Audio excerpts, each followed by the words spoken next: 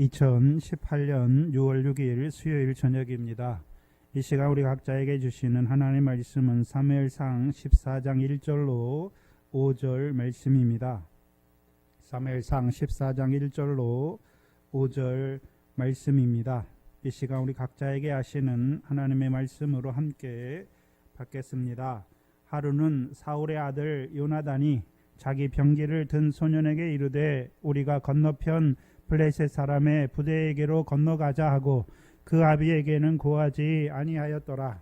사울이 기브와 변경 미그론에 있는 석류나무 아래 머물렀고 함께한 백성은 600명 가량이며 아이야는 에봇을 입고 거기 있었으니 그는 이가봇의 형제 아이두베의 아들이요 비느하스의 손자요 실로에서 여호와의 제사장이 되었던 엘리의 증손이었더라. 백성은 요나단의 간주를 알지 못하니라. 요나단이 블레셋 사람의 부대에게로 건너가려 하는 어기 사이 이편에도 험한 바위가 있고 저편에도 험한 바위가 있는데 하나의 이름은 보세스요 하나의 이름은 세네라. 한 바위는 북에서 믹마스 앞에 일어섰고 하나는 남에서 게바 앞에 일어섰더라. 아멘.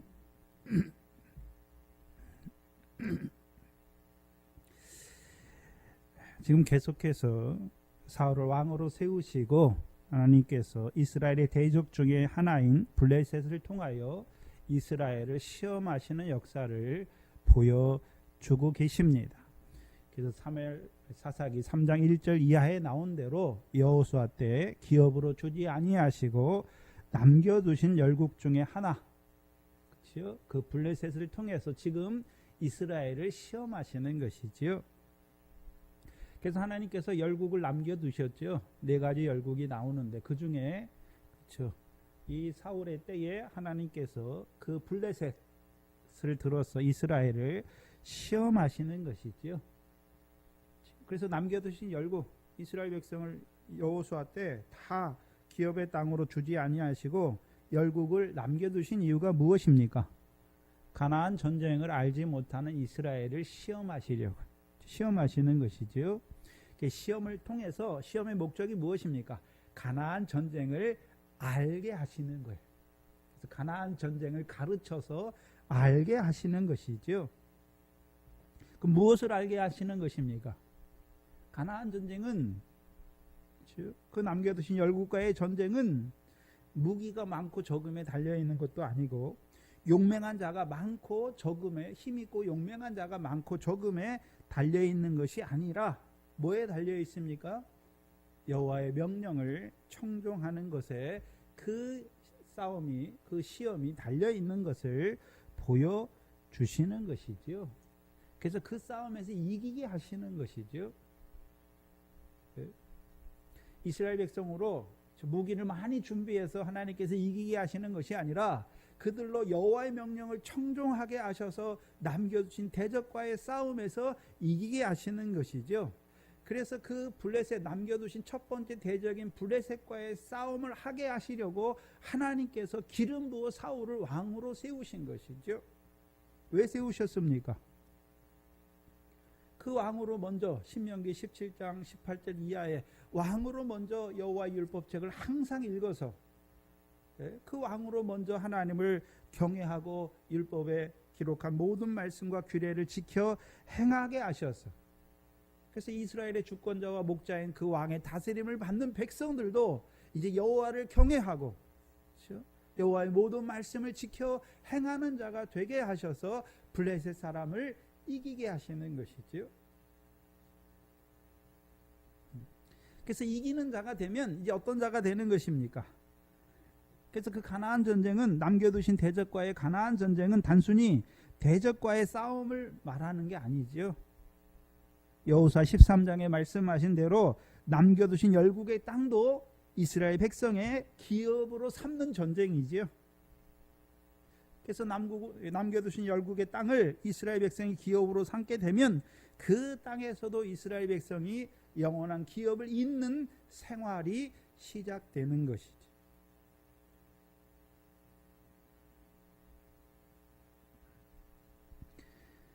특별히 왕을 세우시고 말씀하시는 여호와의 명령은 세겜에서 말씀하시는 여호와를 섬겨라 하시는, 그래서 여호와 율례와 법도를 말씀하시는 것이 아니라 나라의 제도를 세울 때 왕과 왕의 다스림을 받는 백성에게 주신 명령이지요. 즉 이 명령은 이스라엘 왕과 이스라엘 백성으로 하여금 이제 여호와를 경외하게 하셨어요. 이제 율법의 한 가지만 지키는 것이 아니라 율법의 모든 말씀과 규례를 지켜 행하는 자들로 세우시기 위한 것이죠. 그래서 특별히 남겨두신 열국이 나뉘잖아요. 블레셋 5방백과 가나안 모든 사람, 그리고 시돈 사람과 레바논 산에 거하는 히윗 사람이죠. 두 부류로 나누잖아요. 그래서 블레셋 사람과 가나안 모든 사람들, 그렇잖아요. 블레셋 사람과 가나안 모든 사람들. 신약에는 무엇을 보여주시는 것입니까? 우리에게 남겨두신 열국 중에 블레셋과 가나안 모든 사람은 뭘 보여주십니까? 우리 속에 원죄의 역사로 말미암은 역사를 이기게 하시는 역사지요. 이기게 하시는 거예요. 그렇다면 시돈과 히윗 사람들은 무슨 역사입니까? 그리스도 예수의 일꾼으로 말미암아 혈과 육의 싸움이 아니라 공중의 권세 잡은 자들과의 싸움이지요. 그래서 하나님의 그리스도의 복음의 제사장을 통해서 오늘도 바다의 권세가 해하지 못하는 하나님의 교회, 사망의 권세가 해하지 못하는 그 하나님의 교회를 세워가시는 역사지요.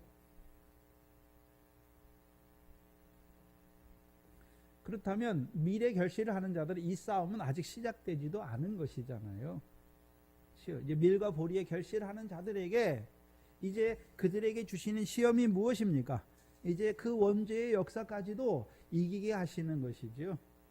신약에서 남겨두신 열국은 저와 여러분이 미래 결실을 해서 이제 육신의 목숨을 위해 살지 않아요. 그러나 여전히 밀과 보리의 결실을 하면서 여전히 우리가 그렇죠? 마음으로는 하나님의 법을 원하지만 육신으로는 죄의 법을 섬기는 이유가 무엇입니까? 우리 속에 거하는 원죄의 역사잖아요. 근데 그 원죄의 역사까지도 이기게 하시는 싸움이에요. 그게 블레셋과 가나안 모든 사람들과 남겨두신 가나안 모든 사람들과의 싸움이지요. 그래서 우리로 하여금 이제 블레셋의 역사 교만이잖아요. 불법이죠. 또한 가나안 모든 사람, 우리 속에 우리를 더럽게 하는 그 모든 요소잖아요. 그래서 이기게 하시는 것이죠. 근데 우리가 이기는 것이 아니라요, 그리스도 예수의 십자가 안에 있는 생명의 성령의 법으로 이기게 하시는 것이죠.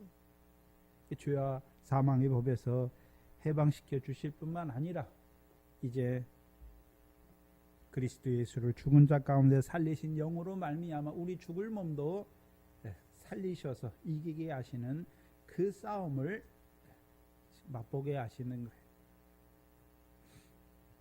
그러나 문제는 이것을 보지 못하는 사울 왕이 되는 것이지요. 남겨두신 열국 중 블레셋을 통해 이스라엘을 시험하시려는 그 하나님의 뜻을 알지 못하는 사울이죠. 그러니까 사울이 어떤 자가 되는 것입니까? 망령되이 행하는 자가 되는 것이죠. 그렇다면 사울이 망령되이 행했다는 것은 그렇죠? 왕이 왕의 하나님 여호와께서 왕에게 명하신 명령을 지키지 않는 것이죠. 지키지 않는 거예요. 그러면 단지 길갈에서 한 번 제사를 드릴 때 한 번 지키지 않는 것입니까? 왕으로 세우신 후에 평상시 지키지 않은 것입니까? 평상시 지키지 않는 자잖아요. 마음이 어디에 있습니까? 하나님께서 자기를 왕으로 세우신 그 하나님의 마음에 합한 자가 아니라요,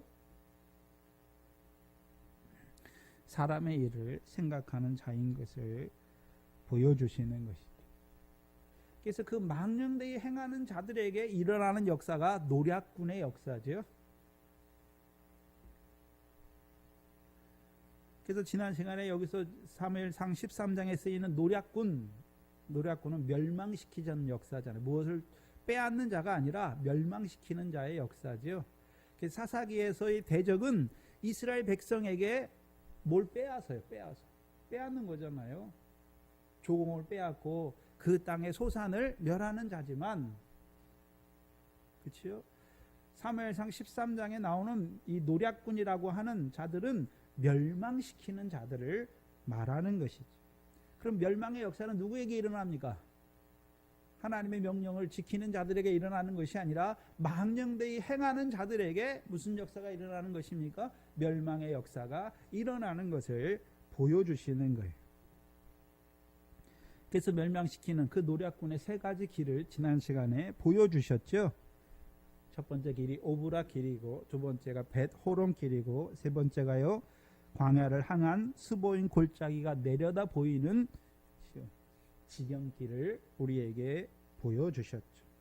그 첫 번째 오브라 길로 말미암아 수알 땅에 이르는 그 길을 보여주셨죠. 그래서 오브라는 새끼 사슴의 자리에, 새끼 사슴, 그렇죠?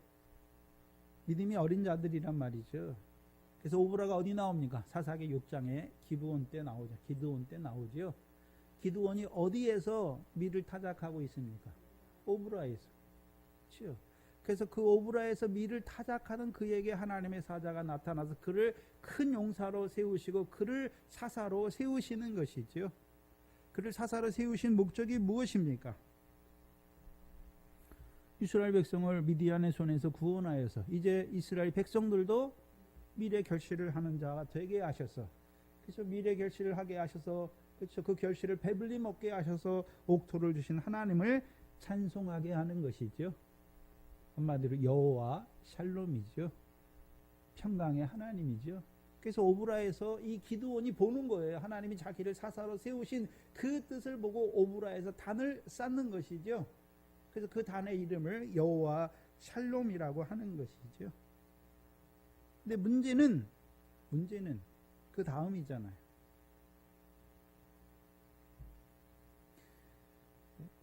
문제는 오브라에서 망령되이 행할 때가 문제지요. 여호와께서 미디안의 손에서 이스라엘을 구원했어요. 근데 기드온이 망령되이 행하잖아요. 어리석게 행한단 말이죠. 네? 금으로 에봇을 만들잖아요. 금으로 에봇을 만들죠. 그러니까 그것이 그와 기드온과 그 집에 올무가 되어서 결국 넘어지게 되는 것이. 신약으로 말하면요, 전대에 금이나 은이나 동을 채우는 기드온이 된 것이잖아요. 뭘 보여주시냐면,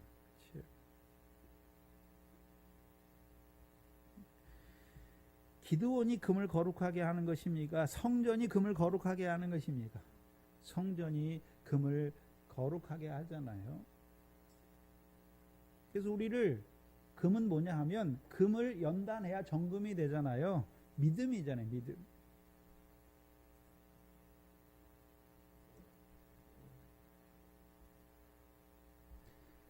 그래서 돌을 연단해 보야 금이 되지 않아요.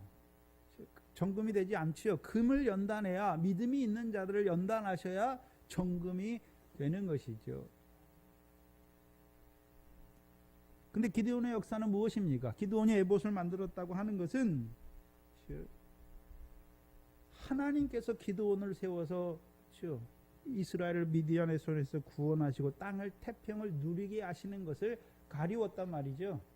그래서 그와 그 자손들이 뭐라고 생각합니까? 우리 아버지 기드온이 이스라엘 백성을 구원한 것으로 보는 거잖아요.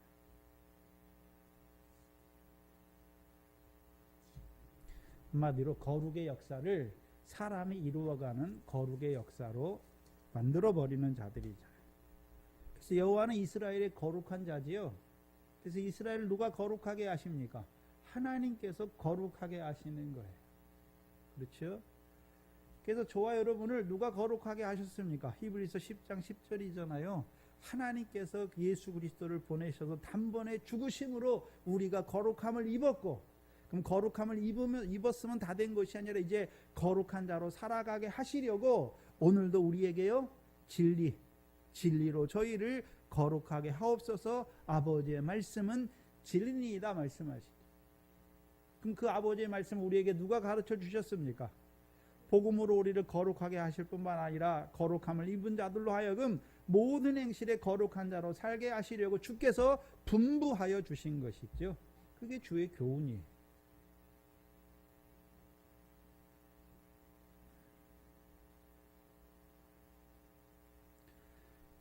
그래서 망령되이 행하는 그 오브라에서 돌이키지 못하면 결국 여호가 역사하는 수할 땅이 되는 것이죠. 여호가 역사하는. 그럼 여호의 역사는 하나님의 백성 그 가나안 땅으로 황무지를 만드는 자들이죠. 에스겔서 13장이죠. 곧 멸망에 이르게 하는 자들이죠. 두 번째 벳호론길이죠. 망령되이 행하는 자들에게 일어나는 멸망의 역사, 노략군의 역사. 벳호론이죠. 벳호론의 뜻은 우묵한 집을 말하는 것이죠. 그래서 우리가 레위기 13장과 14장에 그렇죠. 문둥병의 환처가 어떻게 됩니까? 우묵하게 되면 문둥병이라고 하나님이 제사장을 통해서 말하게 하셨죠. 그 문둥병의 역사, 무엇이 문둥병입니까? 무엇이 문둥병입니까? 신약에는 외식이죠. 서기관들과 바리새인들의 교훈, 외식이잖아요. 외식. 외식이 무엇입니까? 겉에서 보면 깨끗해요. 근데 속에 보면요, 방탕과 온갖 더러운 게 가득하는 거죠. 그래서 그 외식 가운데 돌이키지 못하면, 그 벳호론 길에서 돌이키지 못하면 자기의 의로운 가운데 멸망하는 자들이 되는 거예요.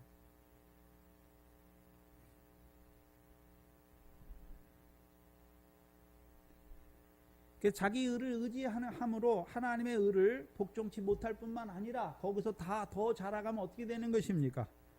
자기 의를 의지하고 그렇죠. 형제를 멸시하는 자가 되는 것이고 그래서 유대인들 그렇죠. 이스라엘 백성들이 예수님 때 성령 시대 유대인들도 처음에는 사마리아인과 교제 안 하잖아요. 왜요? 사마리아인은 더럽다는 거죠. 그러니까 교제 안 하는 거. 그럼 자기들은요? 깨끗하다, 의롭다는 거잖아요. 근데 하나님이 깨트리시잖아요. 그래서 사마리아도 하나님의 말씀을 받았음을 알게 하잖아요.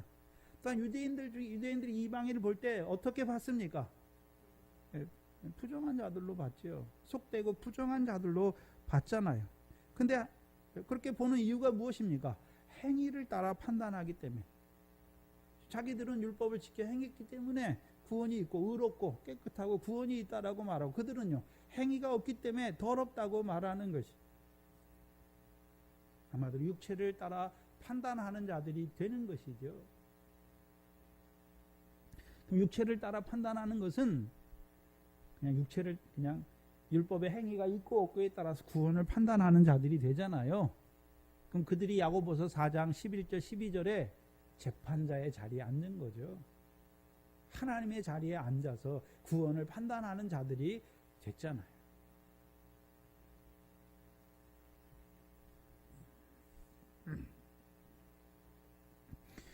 세 번째가 그렇죠. 망령되이 행하는 자들을 멸망으로 역사하는, 멸망에 이르게 하는 자들의 역사가 광야를 향한 스보임 골짜기가 내려다 보이는 그 지경길을 보여주셨죠. 스보임은 소돔과 고모라와 같이 멸망한 성읍이에요. 그럼 하나님 백성을 멸망하게 하는 것이 무엇입니까? 하나님 백성은 경건해야 됨에도 불구하고요, 소돔과 스보임 같이 되면, 소돔과 고모라와 같은 백성이 되면 결국 어떤 자가 될 수밖에 없습니까? 멸망할 수밖에 없는 자들이 되는 것을 보여주시는 것입니다. 그래서 지난 시간에 신명기를 통해서요, 저주의 말을 듣고도 마음을 오히려 강팍하게 하는 자들, 그들을 하나님께서 누구와 같이 멸망시킨다고요? 소돔과 고모라 땅과 같이 되게 하실 것을 보여주신 것이죠. 문제는 뭐냐면 이스라엘 백성이 소돔과 고모라의 심판을 보면서, 그들의 멸망을 보면서도 그 길을 가는 자들이 있단 말이죠.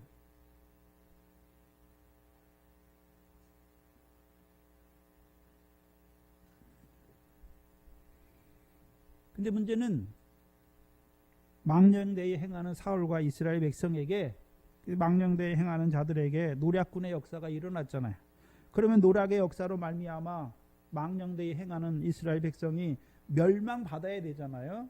근데 오히려 블레셋 사람과의 싸움에서 이기는 거잖아요. 어떻게 망령되이 행하였음에도 불구하고 하나님께서 그들을 블레셋과의 싸움에 패하게 하셔서 그 싸움에서 다 죽게 하는 것이 아니라 오히려 이기게 하십니까? 사울왕 때문이 아니라요. 이스라엘로 자기 백성 삼으신 것을 기뻐하시는 하나님께서 그 크신 이름을 인하여 자기 백성을 버리지 않는 것이죠. 사울은 버렸어요. 이미 길갈에서. 그러나 그 백성이 알지 못하여서 그 사울과 같은 자를 따라 망령되이 행하는 그 백성을 불쌍히 여기시는 하나님께서 그 크신 이름을 인하여 이기게 하시는 거예요.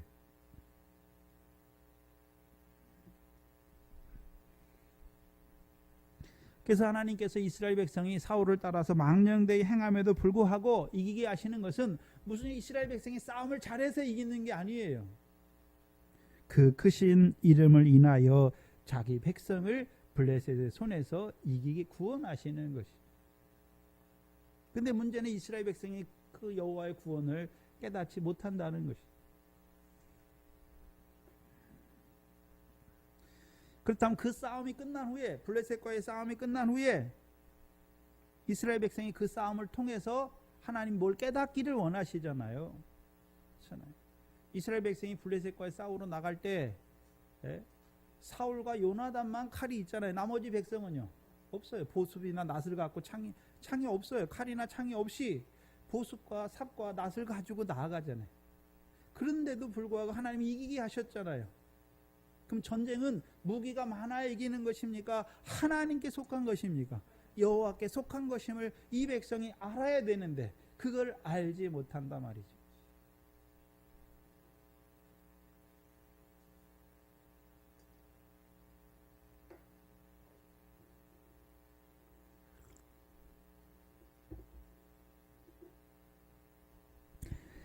그래서 가르치시는 거예요. 가나안 전쟁을 알지 못하는 자들로, 특별히 열국을 남겨두신 자들과의 그 전쟁을 알지 못하는 자들에게 그 전쟁을 통해서 가르치시는 거예요. 전쟁은 누구에게 속했다고요? 여호와께 속한 것임을 가르치시는 것이죠. 그게 신약에는요 에베소 6장이잖아요. 하나님의 전신갑주를 입어야 그 전쟁에 나가서 싸워서 이기는 것을 가르쳐 주시는 거예요.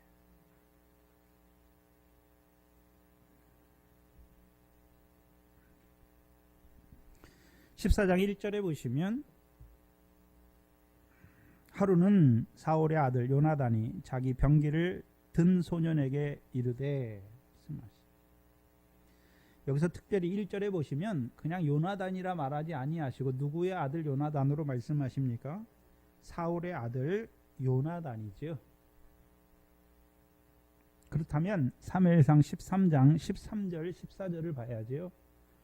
사무엘상 13장 13절 14절을 보시면 사무엘이 사울에게 이르되 왕이 망령되이 행하였도다. 왕이 왕의 하나님 여호와께서 왕에게 명하신 명령을 지키지 아니하였도다.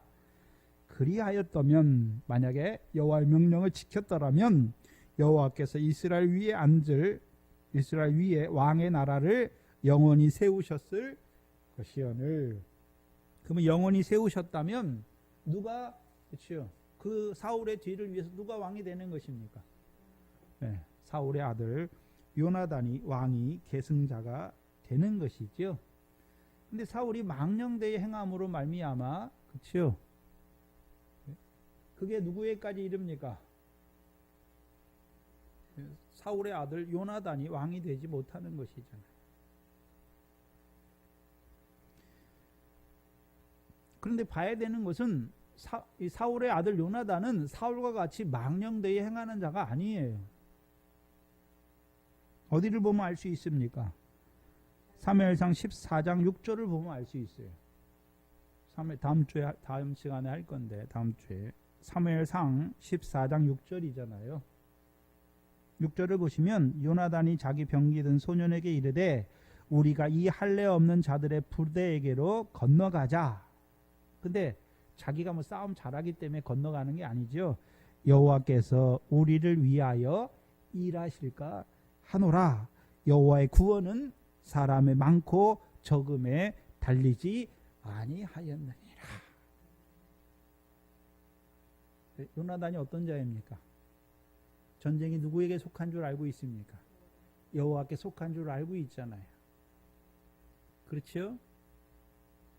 그러면 하나님께서 블레셋을 통해서 이스라엘을 시험하신, 그 블레셋과의 전쟁을 통해서 이스라엘을 시험하시는 이유도 뭔지를 알겠죠. 뭡니까? 여호와의 명령을 청종하는 자. 그러면 이 사울의 아들 요나단은 어떤 자로 싸움에 나갔습니까? 여호와의 명령을 청종하는 자로 싸움에 나가 있는 것을 보여주시잖아요. 그래서 블레셋과의 싸움에서 사울과 함께한 백성들은 블레셋 사람이 많은 것을 봐요. 그래서 사람의 눈에 보이는 대로, 귀에 들리는 대로 판단하잖아요. 그러나 요나단은 그 판단하는, 그 사람의 눈으로 보이는 대로 판단하는 게 아니잖아요. 지금 누가 우리를 위해서 일하실 것을 보고 있습니까? 여호와께서 이스라엘을 위해서 일하실 것을 보고 있잖아요. 그럼 뭐까지 봤을까요? 여호와께서 사울, 자기 아버지를 기름 부어 왕으로 세우신 이유가 무엇이었습니까? 사무엘상 9장 16절이잖아요. 이스라엘 자손을 블레셋 자손의 손에서 구원하시기 위해 세우신 것이죠. 그럼 그를 왕으로만 세웠습니까? 그 왕으로 하나님의 일을 이루게 하시기 위해서 여호와께서, 그렇죠, 이스라엘을 위해서 일하는 걸 봐야 하는 것이죠. 그걸 보지 못하는 거예요.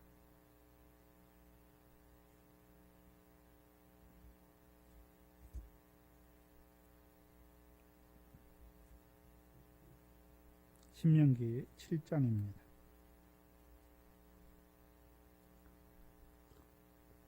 요나단이 보는 것은 여호와께서 우리를 위해 일하는 거잖아요.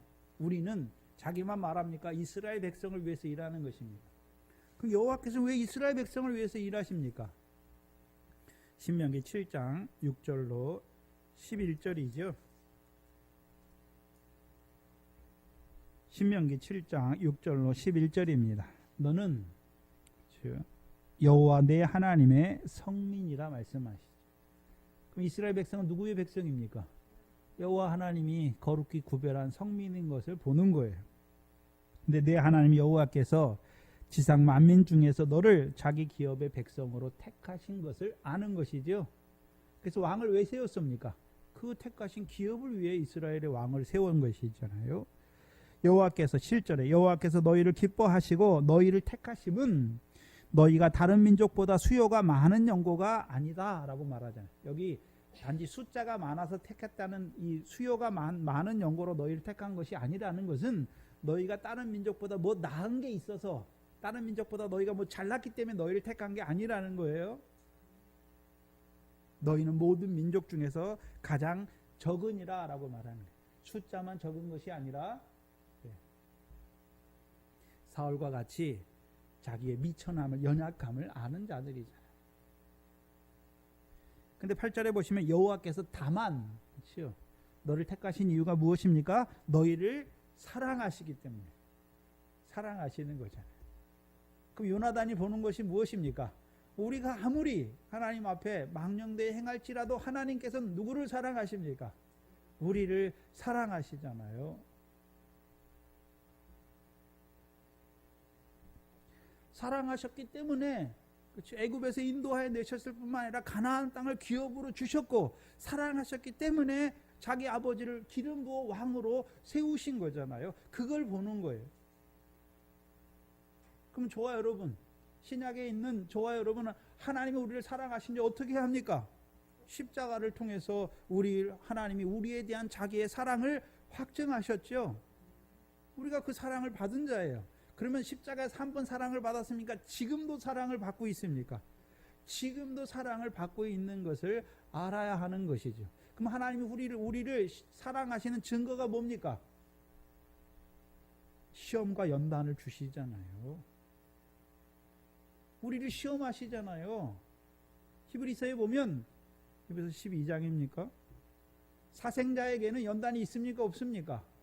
없어요. 하나님이 아들이기 때문에, 우리를 사랑하시기 때문에 우리를 징계하시고 책망하시고 시험도 하시고 연단도 주시는 거예요.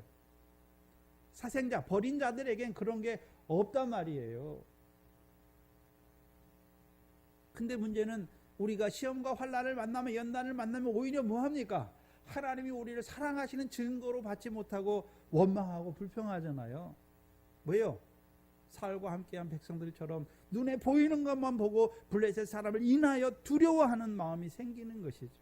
근데 두려워하는 마음은 하나님께서 주신 마음이 아니에요.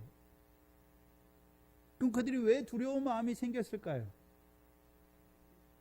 여호와께서 자기들을 사랑하시는 줄 알지 못한단 말이죠. 그래서 사랑 안에는 두려움이 없다라고. 온전한 사랑 안에는 두려움이 없어요. 그걸 다른 말로요, 우리를 위하여 일하시는 여호와를 보는 자들은 두려움이 없다 말이죠. 근심이 없어요. 걱정이 없어요. 염려가 없다 말이죠. 근데 뭘 보지 못하니까요. 오늘도 여호와께서 우리를 어떻게 사랑하시는 줄 알지 못하니까 사건과 환경 앞에서 두려워하고 눈에 보이고 귀에 들리는 그것 때문에 염려하고 근심하고 불안해하는 거예요. 보세요. 오늘도 누가 우리를 사랑하십니까? 살아계신 하나님께서 우리를 사랑하시잖아요. 그래서 그 아들을 아끼지 아니하시는 이가 아들과 함께 이 모든 것을 우리에게 은혜로 주시고 있잖아요. 근데 내가 받은 게 뭔지 모르니까, 하나님이 나를 얼마나 사랑하시는 줄 알지 못하니까 오늘도 두려워하는 거예요.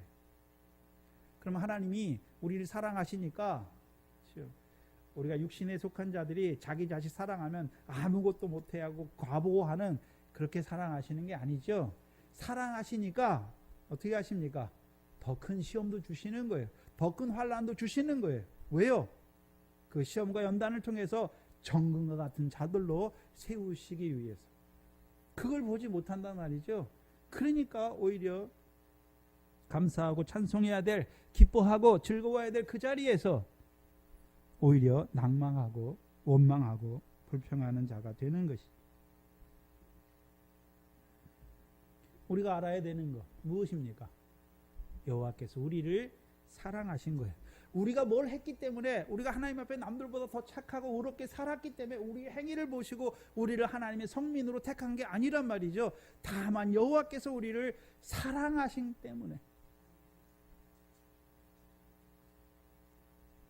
우리가 그 사랑을 입은 거잖아요.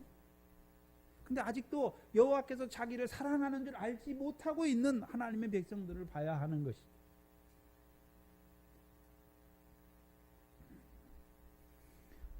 또한 8절에 보시면 두 번째로요, 여호와께서 우리를 사랑하심을 인하여, 사랑하셨기 때문에 우리를 성민으로 택하신 것이고, 두 번째는요, 열조에게 하신 맹세를 지키기 위해서 우리를 택하신 것이죠. 그럼 우리를 그냥 사랑만 하셨습니까? 복음으로, 십자가로 우리를 사랑만 하셨습니까? 사랑하셨기 때문에 우리를 하나님 나라를 유업을 얻는 자로 세우시는 것이죠. 이것을 바꿔 말하면요, 영혼한테 전부터 하신 그 영생의 약속을 이루시기 위하여 우리를 선민으로, 하나님의 선민으로 택하셨다는 것이죠.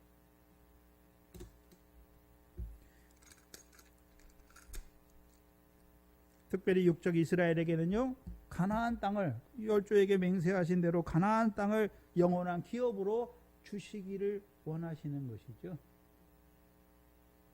그것 때문에 우리를 이스라엘 백성 하나님의 성민으로 택하셨다는 거예요. 그럼 우리를, 복음으로 우리를 부르셨잖아요. 택하신 이유가 무엇입니까? 하나님의 사랑을 알게 하시고, 또한 그 사랑 안에서 행하여 우리도 형제를 사랑하게 하셔서 하나님의 나라를 유업으로 얻는 백성으로 살게 하시려고.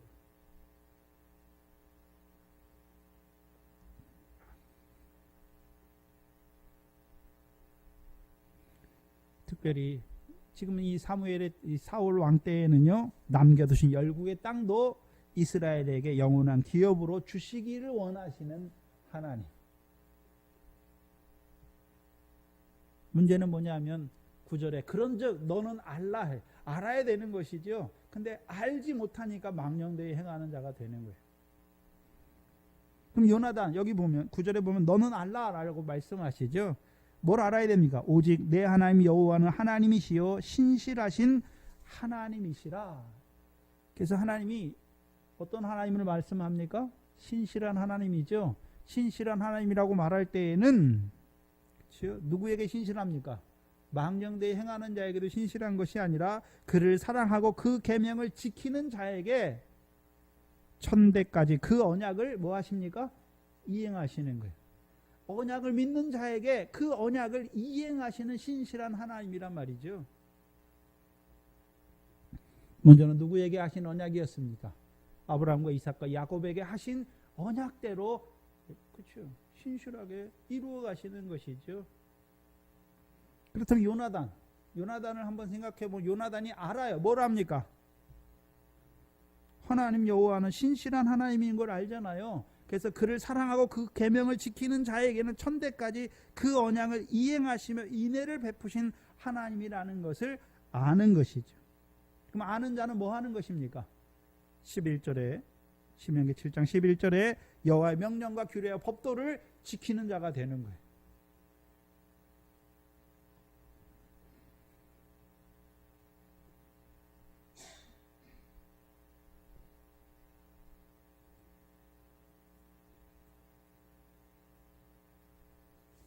근데 알지 못하면요. 여호와께서 자기를 사랑하시는 줄 알지 못하면 사울과 이스라엘 백성들처럼 망령되이 행하는 자가 돼요. 그래서 하나님이 우리를 사랑하신다는 걸 아는 것은 오늘도 하나님께서 이스라엘 우리를 위해서 일하시는 걸 아는 것이죠.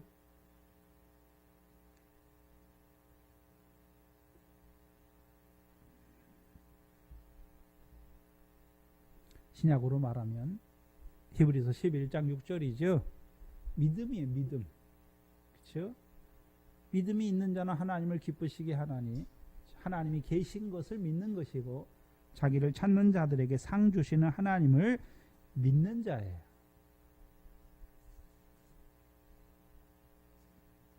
그래서 하나님이 계시다는 걸 믿는 것은 그렇죠? 먼저는 아브라함의 약속하신 대로 다윗에게 약속하신 대로 그렇죠? 더 깊이 들어가면요 하늘에서 이루신 대로 이 땅에서도 이루어 가시는 거죠. 누구를 통해서요? 그 독생자를 통하여 이루어 가시는 거죠. 그래서 하나님의 사랑이 어떻게 나타났습니까? 요한복음 3장 16절이잖아요. 그렇죠? 하나님이 세상을 이처럼 사랑하사 독생자를 주신 것을 아는 것이죠. 그래서 우리가 하나님의 사랑을 아는 것은 예수 그리스도를 통해서 하나님이 어떻게 우리를 사랑하셨는 줄 아는 거예요. 그럼 예수 그리스도를 통해서 우리가 은혜를 받는 자가 대속의 은혜를 받으니까 그 예수 그리스도를 보내신 하나님의 사랑을 아는 자가 되는 것이죠. 그럼 하나님이 우리를 사랑하셨어요. 그 아들을 통해서 우리를 사랑하셨죠. 그럼 우리가 사랑을 받는 자로 살아간다는 것은 이제 어떤 자로 살아가는 것입니까? 이제 진리의 사랑 안에서 살아가는 것이죠. 한마디로요. 하늘에 계신 아버지의 뜻을 행하는 자로 살아가는 거예요. 살아가는 것이.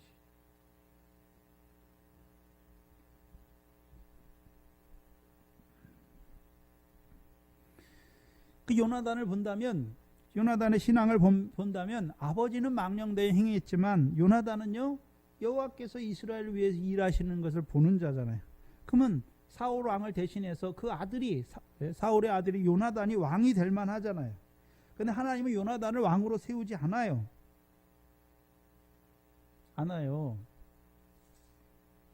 사울 왕은 뭐의 예표냐면 가장 미약할 때 하나님이 세우셨잖아요. 세우시니까 결국 하나님이 세우신 그 왕 노릇을 합니까? 사람이 구한 왕 노릇을 합니까? 사람이 구한 왕 노릇을 하는 거예요. 사람이 세운 왕과 하나님이 세운 왕을 보여주시는 거예요. 그럼 구약에 하나님이 세운 왕은 이미 그렇죠? 창세기 49장에 유다 자손에게 주신 예언대로 누구를 통해 보내십니까? 유다 자손을 통해서 보내시는 것이죠. 그래서 다윗이 뭐가 잘나서 왕이 되는 게 아니에요. 하나님이 유다 지파에 보내셨고, 그럼 다윗이 자기가 유다 지파에 오고 싶어서 왔습니까? 하나님의 은혜란 말이죠. 또한 그를 하나님이 왕으로 세우시는, 기름 부어 이스라엘 다스릴 목자로 세우실 때 그 마음이 어떻습니까? 마음이 여호와께 합한 자잖아요.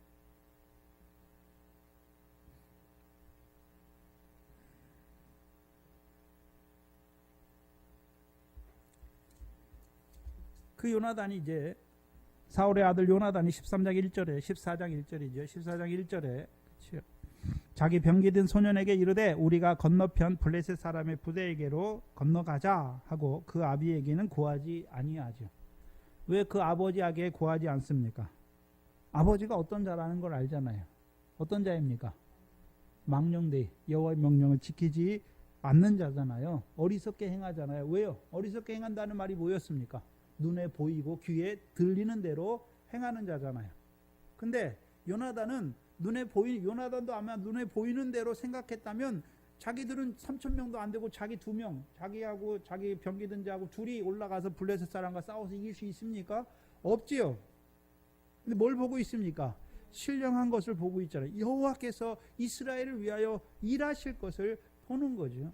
그러니까 올라가는 거죠. 왜 말하지 않습니까? 어리석은 자에게 신령한 거 말해봤자 깨닫지도 못하고 오히려 반대하는 자가 되는 거잖아요.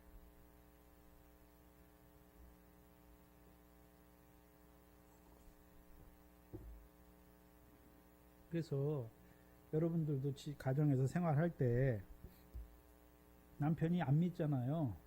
그렇죠? 그래서 안 믿는 남편이 말할 때 들어줘야 되는 게 있어요. 왜요? 순종하라고 그랬잖아요. 안 믿는 남편도 순종하라고 말씀했죠. 근데 전제가 있어요. 주 안에서 말씀의 범위에서 벗어나면 순종하면 됩니까? 안 됩니까? 안 되는 거예요. 안 되는 거예요.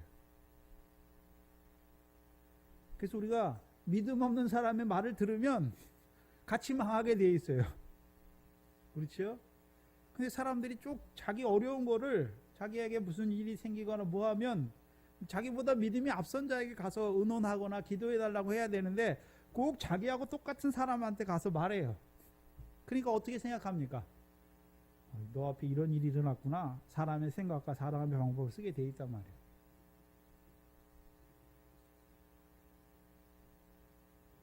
교회 안에서도 물론 믿음이 어린 자들이 중심이 온전해서 중심이 좋은 바른 중심을 가지고 어떤 의견을 냈을 때 그 잘못됐다 이렇게 하는 거야. 그거를 더 온전히 세워서 가면 되는 거예요.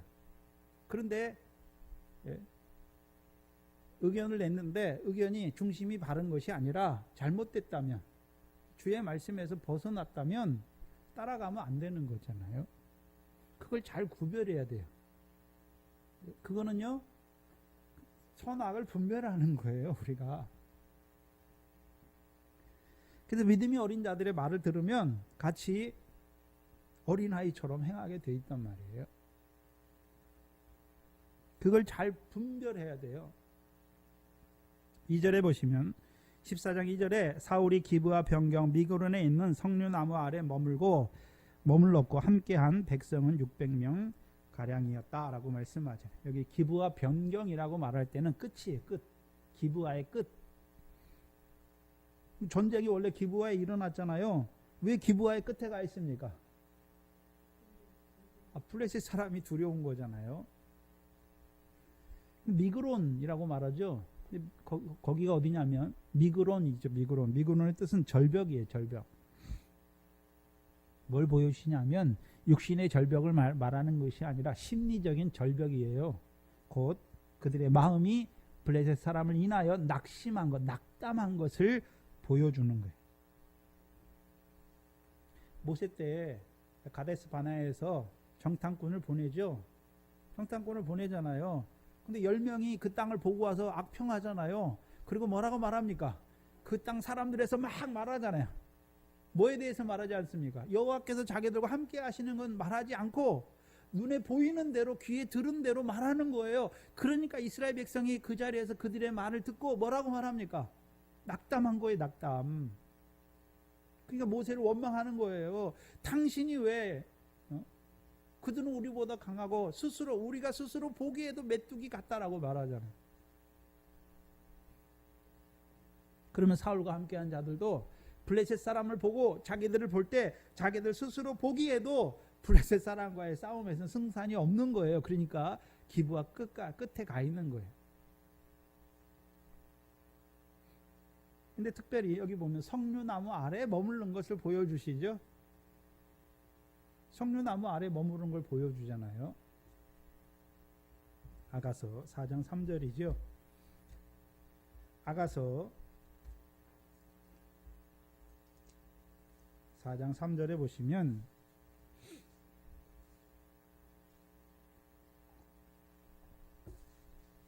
아가서 4장 3절에 내 입술은 홍색 실 같고 내 입은 어여쁘고 너울 속에 내 뺨은 석류 한쪽 같다라고 말씀하시죠. 너울을 말할 때에는 우리가 신부가 쓰는 면사포는 신부가 더 아름답게 보이기 위해 쓰는 것이고, 너울은요 검은 천으로 얼굴을 가리우는 것이죠. 왜요? 자랑할 것이 없는 거예요. 자기의 부끄러움을 가리우는 것을 말할 때 너울 속에 있는 내 뺨이다 라고 말하는 거예요.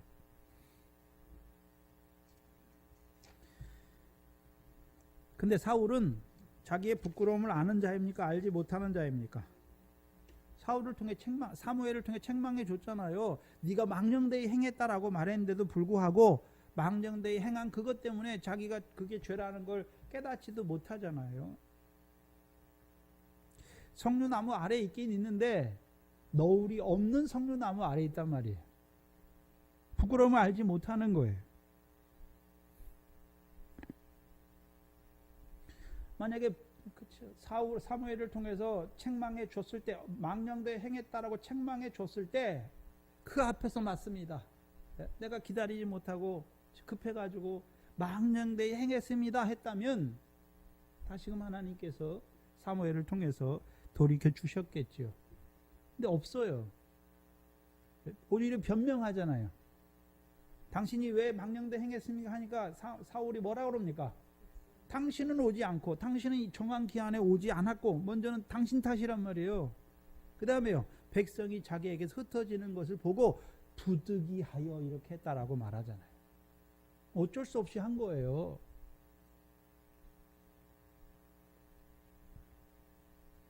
부끄러움을 알지 못하고 너울이 없는 석류나무 아래에 있는 거예요. 두 번째 뜻이 있는데, 석류나무 아래에 있다는 것은 우리가 사사기 4장에 보면 사사기 4장을 보시면 드보라가 나오죠. 사사 드보라가 나오는데, 사사기 4장 4절로 5절이죠. 그때에 랍비돗의 아내 여선지 드보라가 이스라엘의 사사가 되었는데, 그는 에브라임 산지 라마와 베델 사이 드보라의 종려나무 아래에 거하였고, 이스라엘 자손은 그에게 나아가 재판을 받더라. 그러면 지금 자기 종려나무 아래에 있잖아요. 그러면 종려나무 아래에 있을 때 이 드보라는 하나님께서 자기를 사사로 세우신 뜻을 알잖아요. 그러니까 드보라의 종려나무에서 무슨 일을 하고 있습니까? 재판하잖아요. 재판. 이스라엘 백성을 재판하지요. 재판한다고 해서 선악을 분별하게 하는 것이지요. 그렇죠? 그러면 재판한다고 하는 것은 이스라엘 백성을 지금 다스리는 거예요. 다스리는 거. 이스라엘은 그냥 세상법에 따른 선악을 분별하는 것이 아니라 여호와의 말씀에 따른 선악을 분별하는 자들로 세우는 거잖아요. 그럼 이 드보라가 하는 일이 뭡니까? 드보라의 종려나무 아래서 이스라엘을 뭐 합니까? 재판하잖아요. 그것이 무슨 생활입니까? 사사의 생활이에요. 이기는 생활이란 말이죠. 자기를 사사로 세우신 그 하나님의 뜻을 행하는 자리란 말이죠. 그럼 사사로 세우신 이유가 무엇입니까? 이스라엘 백성을 다스리는 거죠. 다스리는 거예요. 그래서 하나님이 세우신 지도자들은 첫 번째 다스림과 구원이잖아요. 대적의 손에서 구원하는 거잖아요. 그러면 사울 왕도 하나님이 왜 세웠습니까? 첫 번째 다스림과 대적과의 싸움이죠. 블레셋과의 싸움에서 구원하기 위해 세우는 것이죠. 그래서 그들을 왕으로 세울 때 여호와께서 율법으로 먼저 율법을 등사하게 하셔서 왕의 곁에 두어서 항상 여호와 율법을 읽게 하셔서 왕이 먼저 여호와를 경외하게 하고 율법의 모든 말씀과 규례를 지키게 해서 그것으로 이스라엘 백성을 다스리면 이스라엘 백성도 여호와를 경외하는 자가 된단 말이죠. 경외했다면 그들이 블레셋과의 싸움에서 나갔다면 경외하는 자로 여호와를 경외하는 자로 블레셋과의 싸움에 나갔다면 블레셋이 자기들의 밥이잖아요. 블레셋을 통해서 자기들을 시험하셔서 그 가나안 땅의 전쟁을 알게 하셔서 그렇죠? 그 블레셋 사람의 백성의 땅도 자기들에게 주실 하나님의 그 시험의 뜻을 알고 오히려 기뻐하고 즐거워하는 자들로 싸움에 나갔겠죠. 암몬 자손과의 싸움에 나갈 때 이미 나가기 전에 이미 그들에게 사자를 보내서 그렇죠? 야베스 길르앗 백성에게 내일은 너희가 구원을 받는다라고 이미 말하잖아요. 그러면 이들이 여호와를 경외하는 자로 블레셋과의 싸움에 나갔다면 여호와께서 블레셋의 손에서 자기들을 구원하시는 이스라엘을 위하여 일하시는 구원하시는 그 전쟁에 능한 여호와로 말미암아 그 구원이 이루어질 것을 보고 두려움이 아니라 기쁨과 즐거움으로 그 싸움에 나아갔겠지요.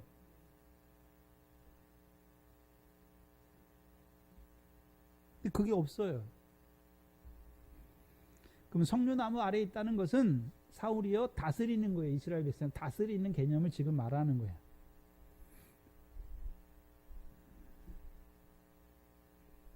그러면 망령되이 행하는 너울이 없는 그 석류나무 아래에 있는 사울의 다스림을 받는 이스라엘 백성도 어떤 자가 되는 것입니까? 망령되이 행하면서도 그게 부끄러운 줄 알지 못하는 자가 되는 거예요. 오늘날 한국교회 목사나 장로들이 얼마나 부끄러운 일을 하면서도 그게 부끄러운 일인지 알지도 못해요.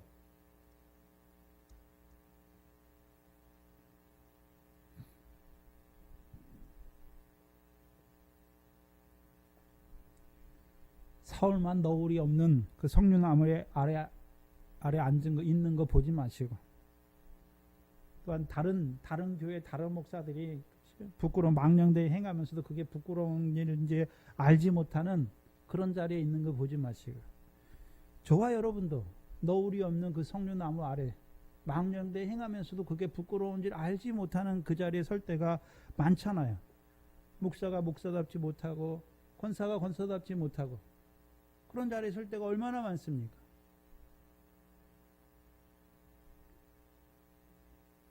비위가 상할 때도 많고 형제를 헤아리고 판단하고 비판할 때도 얼마나 많습니까? 네? 교회의 유익을 생각하는 것이 아니라 나를 먼저 생각할 때가 얼마나 많습니까? 내 유불리에 따라서 생각하는 거예요. 교회의 유익이 아니라 나의 뭐예요? 교회가 손해보기 싫어해.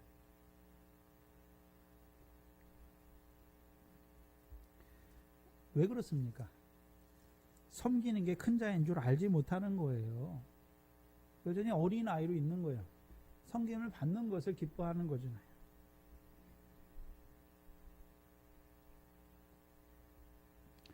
저와 여러분도 너울이 없는 그 석류나무 아래서 망령되이 행하면서도 어리석게 행하면서도 그게 부끄러움인 줄도 알지 못하는 우리 자신을 살펴야 되는 것이죠. 뭐가 부끄럽습니까? 영생의 말씀을 받았으면서도 불구하고 미워하는 거예요. 더러운 자로 살아가는 거예요. 그렇죠? 열매가 없는 자로 살아간단 말이죠. 그게 부끄러움이잖아요. 그래서 부끄러움을 아는 게 얼마나 큰 건지 몰라요. 그렇죠? 오라 나는 공고한 자로다. 이 사망의 몸에 자기가 있음을 아는 자는 그 사망의 몸 가운데서 하나님께 자기가 어떤 자인 줄 아니까 부끄러운 줄 아닌 자인 줄 아니까 하나님께 자기를 사망의 공고한 몸에서 구원해 주시기를 바라는 거잖아요. 근데 망령되이 행하면서도 부끄러움을 알지 못하면 그게 당연한 건 줄 알고 그 그 가운데 살아간단 말이죠.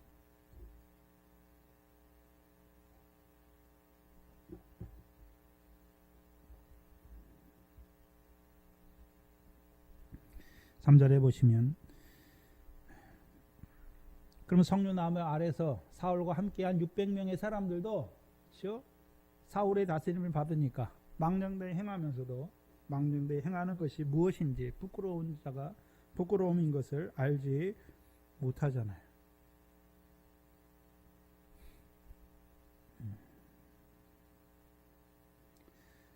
사울은 한마디로 하면 처음에는 자기의 미약함을 알았지만 자기가 용모가 크잖아요. 신장이 크고 용모가 뛰어나잖아요. 뭘 의지하는 자입니까?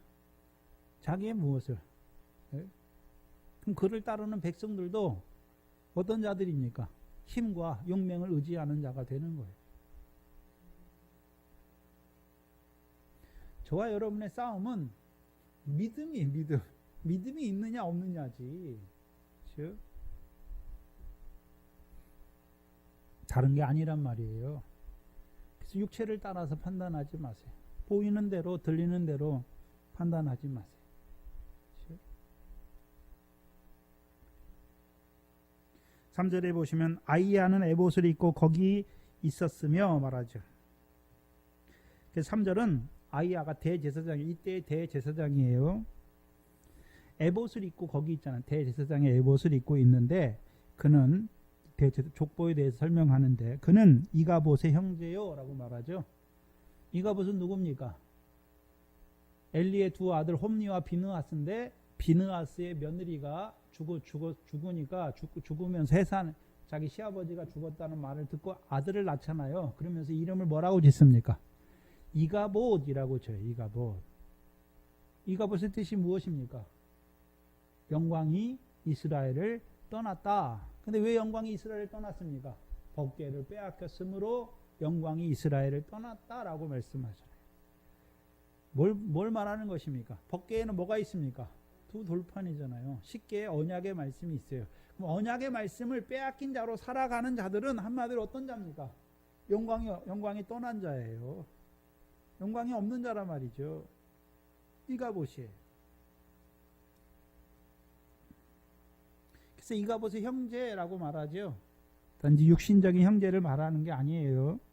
뒤에 보시면 아이두베의 아들이요 비느하스의 손자요 실로에서 여호와의 제사장이던 엘리의 누굽니까? 증손이죠. 증손이에요. 그래서 비느하스 엘리의 아들은 비느하스의 손자란 말이죠. 증손이더라 말씀하죠. 그럼 봐야 하는 것은 사울 왕과 함께 이 아이야가 대제사장이 어디에 있습니까? 미그론에 있는 석류나무 아래 있잖아요. 그렇잖아요. 그런데 있는데 여기서 주의 깊게 봐야 되는 것은 뭐를 입고 있습니까? 에봇을 입고 있어요. 에봇을.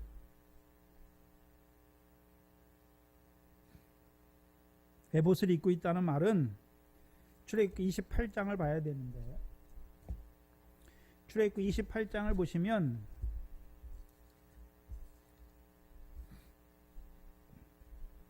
(28장 1절로 5절인데) 대제사장을 위하여 짓는 옷들이 나오죠. 그 옷 중에 하나가 에봇이에요.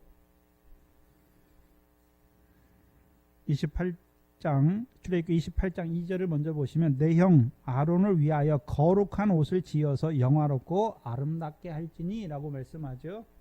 대제사장의 의복은 아론으로 하여금 대제사장의 아론으로 하여금 뭐하게 하는 것입니까? 거룩한 옷이에요. 거룩한 옷. 그 거룩한 옷을 입으면 영화롭고 아름답게 되는 거예요. 근데 문제는 그러면 거룩한 옷을 입혀서 아론을 영화롭고 아름답게 하는 이유가 무엇입니까? 백성 앞에 대제사장의 아름다움과 영화로움을 자랑하려고 하는 게 아니에요. 3절에 너는 마음에 지혜 있는 자 곧 내가 지혜로운 영으로 채운 자들에게 말하여 아론의 옷을 지어 그를 거룩하게 하여 내게 제사장 직분을 행하게 하라. 그러면 아론에게 거룩한 옷을 입혀서 아론을 영화롭고 아름답게 하는 이유가 무엇입니까?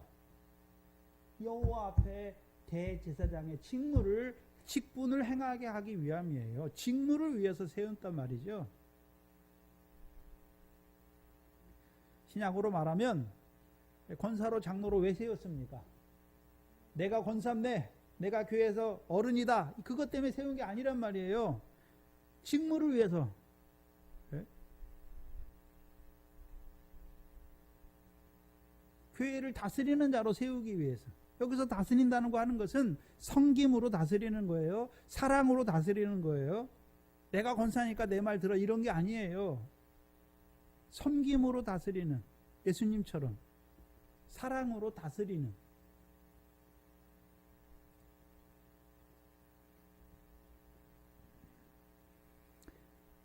우리도 제사장이잖아요. 그럼 우리로 하여금 거룩한 옷을 입게 하신 이유가 무엇입니까? 제사장 직분하게 하는 거예요. 제사장은 뭘 해야 됩니까? 제사를 통해서 하나님의 백성의 죄를 사하게 하기 위해서 제사장으로 세웠단 말이죠.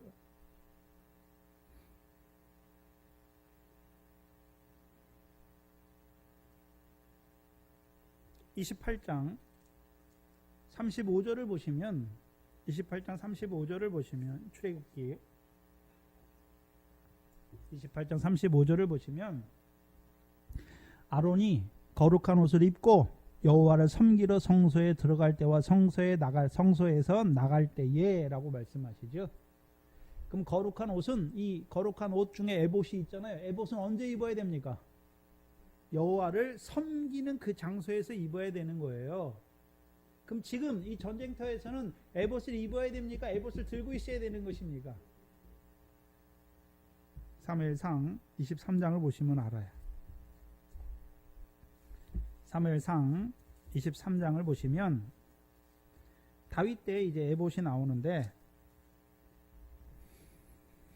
다윗이 도망 다녀요. 사무엘상 23장 6절을 보시면 6절 9절을 보시면 6절에 아히멜렉의 아들 아비아달이 그일라 다윗에게로 도망할 때에 손에 에봇을 입고 왔습니까? 가지고 왔습니까? 가지고 온 거예요. 그리고 9절에 보시면 다윗이 사울의 자기를 해하려 하는 계교를 알고 제사장 아비아달에게 이르되 에봇을 입고 오라 말합니까? 이리로 가져오라 말합니까? 가져오게 하는 이유가 무엇입니까? 다윗이 가로되 이스라엘 하나님 여호와여 사울이 나의 영고로 이 성을 멸하려고 그 일나로 내게 오기를 꾀한다 함을 주의 종이 분명히 들었나이다. 그 일날 사람들이 나를 그의 손에 붙이겠나이까? 주의 종의 들은 대로 사울이 내려오겠나이까? 이스라엘 하나님 여호와께서 원컨대 주의 종에게 일러 주옵소서. 그러면 에봇을 왜 갖고 오게 합니까? 물어보는 거잖아요. 물어보는 거. 여호와의 하나님의 뜻을 물어보는 거잖아요. 사울이 이 땅에 여기 내려오면 그 일날에 내려오면 그 일날 백성들이 나를 사울의 손에 붙이겠습니까? 아니 붙이겠습니까? 여호와께 대답해 주시잖아요. 붙일 거다. 그러니까 다윗이 그 일날을 떠나 다시 도망가죠. 사무엘상 30장 7절도 보시면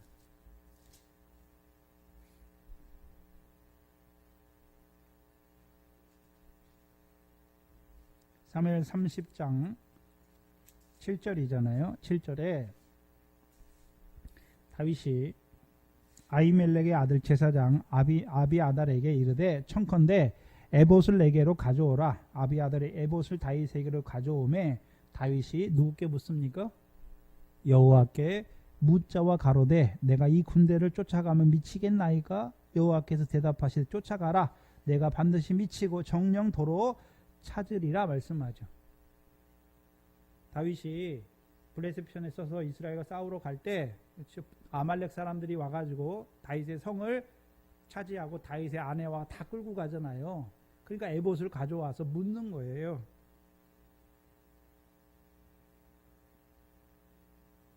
그럼 에봇을 대제사장에 입으신 이유가 무엇입니까?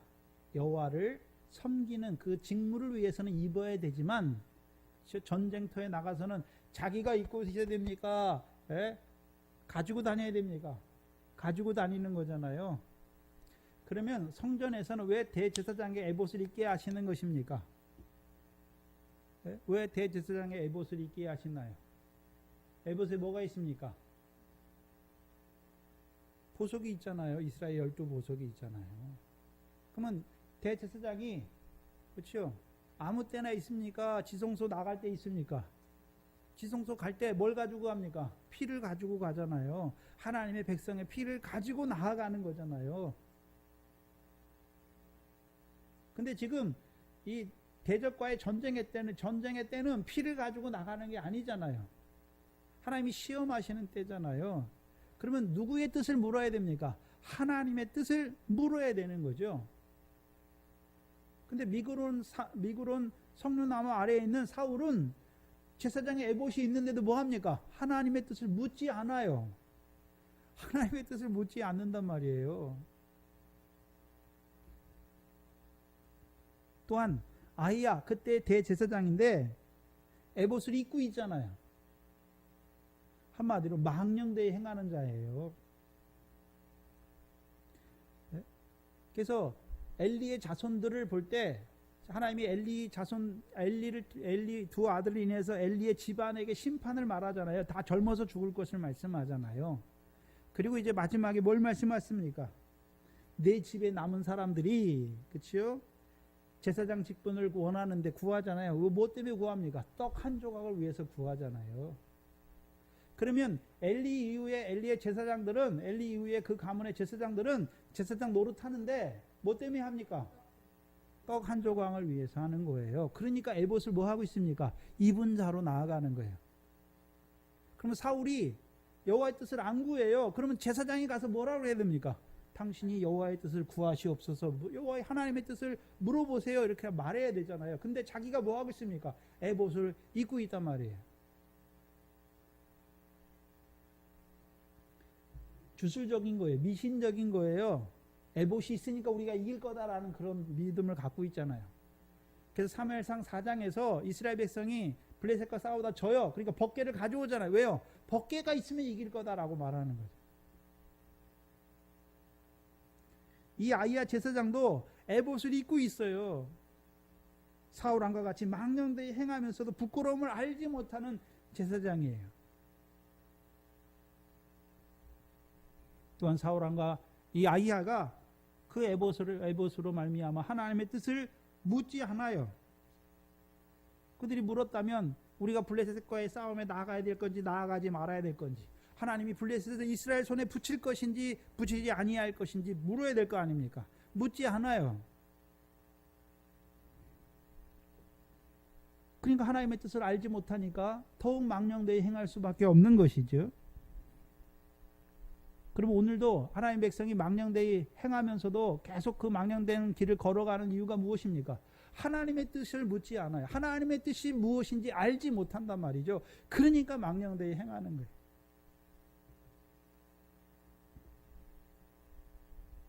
그리고 사울과 함께한 백성이 요나단이 나간 줄 알지 못하죠. 요나단은 왜 나갔습니까? 블레셋과 싸우러 나갔잖아요. 근데 자기 힘을 의지해서 싸웁니까? 아니잖아요. 여호와께서 이스라엘을 위하여 일하시는 것을 보면서 싸우러 나가는 거죠. 전쟁은 여호와께 속한 것을 보면서 나아가는 거죠. 근데 그 백성은 알지 못해요. 알지 못하는 것이 단순히 이 요나단이 싸움에 그 블레셋과의 싸우러 나간 걸 알지 못하는 것이 아니라 육에 속한 사람은 하나님의 성령의 일을 받지 않아요. 저희에게는 미련하게 보이죠. 깨닫지도 못해요. 만약에 이 요나단이 백성한테 알리고 나갔다면 어떻게 될까요? 야, 둘이 가서 무슨 블레셋 저 많은 사람들하고 싸워서 니네가 뭐 할 건데? 미쳤다고 말하겠죠. 사무엘상 17장에 보면 다윗이 17세 소년으로 형한테 가서 싸움의 장소에 가잖아요. 네? 가서 이제 그 블레셋 그 골리앗과 싸운다 그러니까 그 장형 엘리압이 듣고 뭐라 그럽니까? 노를 바라잖아요. 네가 싸움을 구경하러 왔다. 그리고 다윗이 네가 교만하다, 네가 완악하다라고 말해요. 말해봤자 깨닫지 못하는 자들에게는, 육에 속한 사람에게는 성령의 일을 아무리 말해도 깨닫지 못해요. 그냥 가는 거예요. 그리고 요나단이 이제 블레셋 사람에게도 가지요. 가는데 바위가 있잖아요. 바위가. 그렇죠? 한 바위는 북에서 믹마스에 앞에 일어섰고 한 바위는 남에서 게바 앞에 일어섰지요. 그래서 한 바위 남에서 게바 앞에 일어난 바위가 보세스예요. 보세스. 빛나는 또는 땅이 진동하다의 뜻이에요. 근데 여기서는 빛나는 뜻이에요. 빛나는.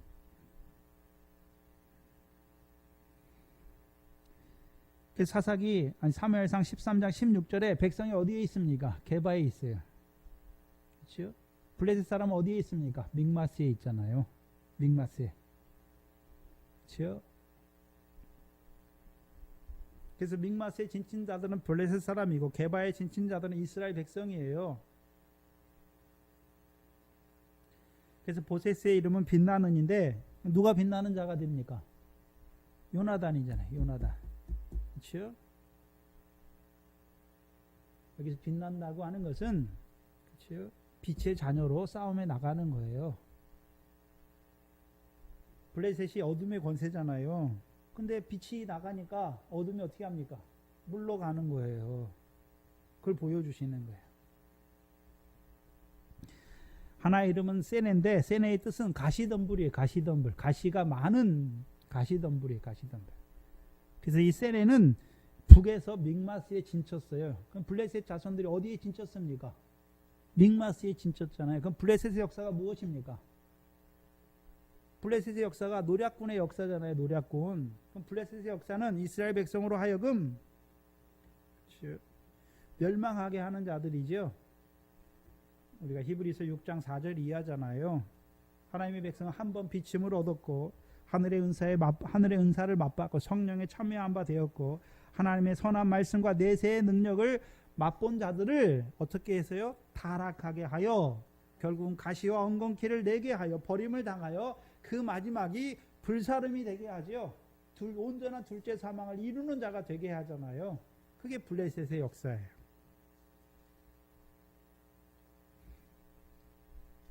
그럼 사울과 함께한 자들도 원래는 여호와의 구원을 맛보았던 자들이잖아요. 어느 싸움에서요? 암몬 자손과의 싸움에서 여호와의 구원을 맛보았던 자들이잖아요. 근데 지금 어떻습니까? 두려움 가운데 행하고 있어요.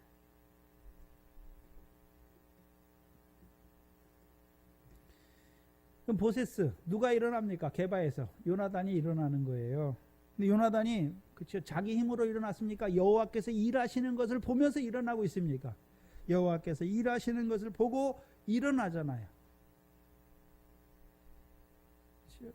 그래서 빛의 역사를 이루는 요나단을 통해서 어둠의 권세가 물러가게 하시는 것이. 뭘 보여주시냐면 저와 여러분 하나님 백성 앞에는 항상 무슨 길이 있습니까? 멸망길과 생명의 길이 있는 것을 보여주세요. 그렇죠? 그래서 블레셋의 역사를 통해서 이루시고자 하신 하나님의 뜻을 깨닫는 자들은 빛나는 자가 되는 거예요. 영광스러운 자가 되는 것이고 그것을 깨닫지 못하는 자들은 타락하여서 결국 그 마지막이 불사름이 되는 가시떨기와 같은 자가 되어서 불사름에 이를 수밖에 없는 것을 보여주시는 것이죠. 그럼 누가 그런 자들이 되는 것입니까? 하나님의 백성이면서도 하나님이 오늘도 살아계셔서 이스라엘을 위해 일하시는 것을 보지 못하는 그러니까 망령된 일을 행하는 자들은 결국 망할 수밖에 없는 것을 보여주시는 거예요. 그러나 하나님이 자기 백성 이스라엘을 자기 백성 삼으신 것을 기뻐하시고 그 크신 이름을 인하여 누구를 일으키셨습니까? 요나단을 일으키셔서 이스라엘을 블레셋 자손의 손에서 망하는 것을 하나님이 어떻게 하셨습니까? 막으시는 것이죠. 구원하시는 거예요.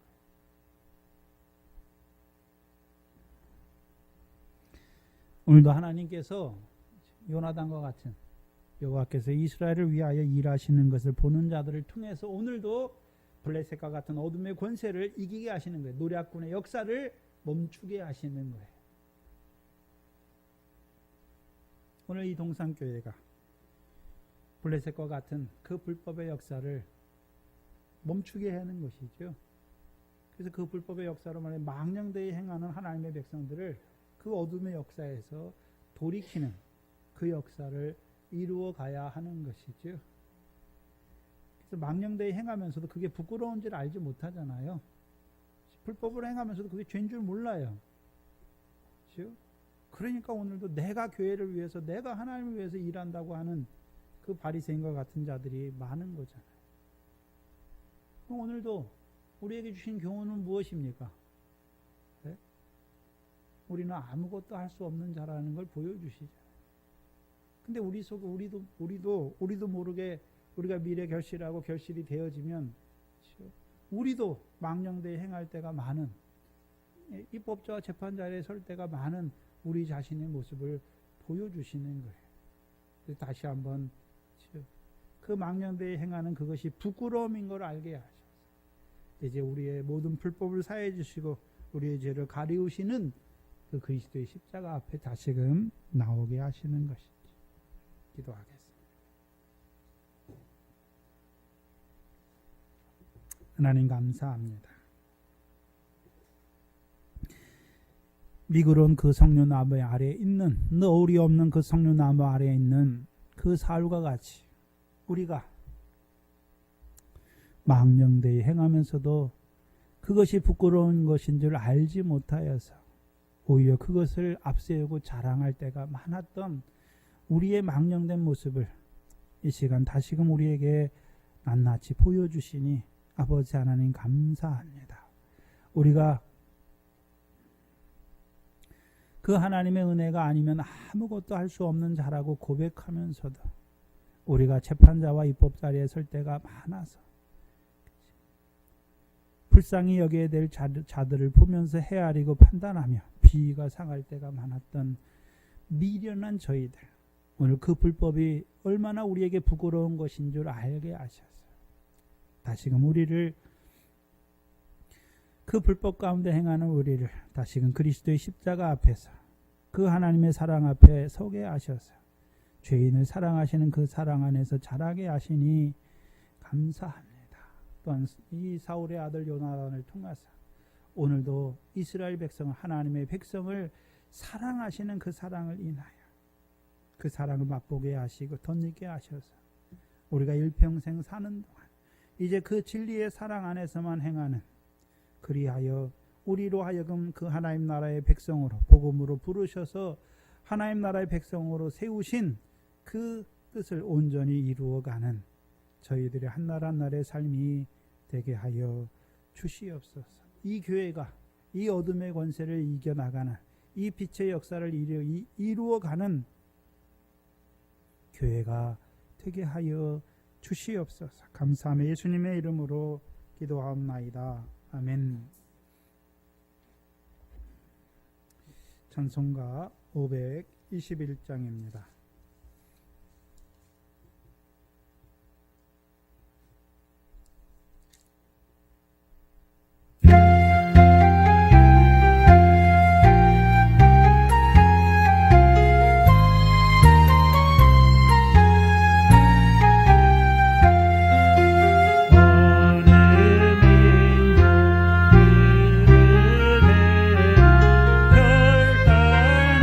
결단할 때에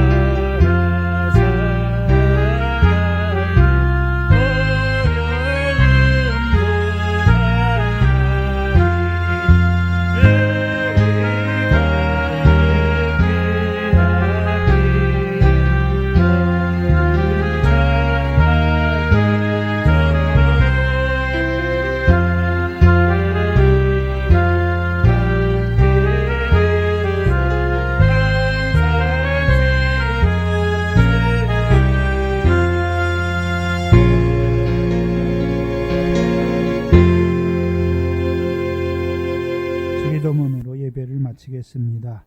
하늘에 계신 우리 아버지여, 이름이 거룩히 여김을 받으시오며 나라의 마옵시며 뜻이 하늘에서 이룬 것 같이 땅에서도 이루어지이다. 오늘날 우리에게 일용할 양식을 주옵시고 우리가 우리에게 죄 지은 자를 사하여 준 것 같이 우리 죄를 사하여 주옵시고 우리를 시험에 들게 하지 마옵시며 다만 악에서 구하옵소서. 나라와 권세와 영광이 아버지께 영원히 있사옵나이다. 아멘.